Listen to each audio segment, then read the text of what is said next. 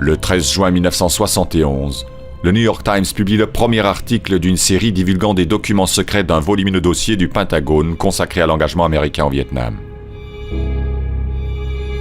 2 jours plus tard, l'administration Nixon parvient à faire surseoir toute nouvelle publication en invoquant une loi sur l'espionnage. Pour la première fois, le gouvernement réussit à imposer la censure préalable d'un journal aux États-Unis. 4 ans plus tôt, le secrétaire à la Défense Robert McNamara avait commandé une vaste étude sur la guerre du Vietnam à une commission d'experts. Sur 7000 pages, l'étude classée secret défense détaille les origines et l'évolution du conflit, révélant que les administrations des présidents Kennedy et Johnson avaient régulièrement trompé les Américains et le Congrès sur les raisons et l'ampleur de l'engagement des États-Unis au Vietnam.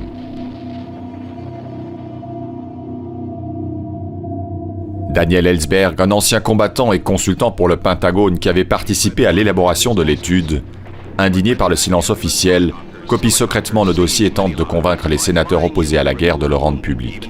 Face à leur refus, il transmet le dossier au New York Times. Le journal prendra 3 mois pour analyser et décider la publication des documents, en dépit de l'avis négatif de ses avocats. L'exposition des mensonges d'État ébranle l'Amérique et déchaîne le gouvernement Nixon qui tente par tous les moyens d'empêcher de nouvelles divulgations. Mais 2 semaines après les premières injonctions de justice, la Cour suprême des États-Unis contredit l'exécutif et lève la censure imposée aux journaux.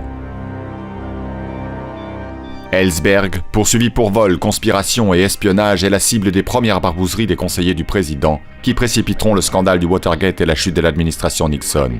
Scandale qui permettra à l'ancien consultant d'échapper à toute condamnation.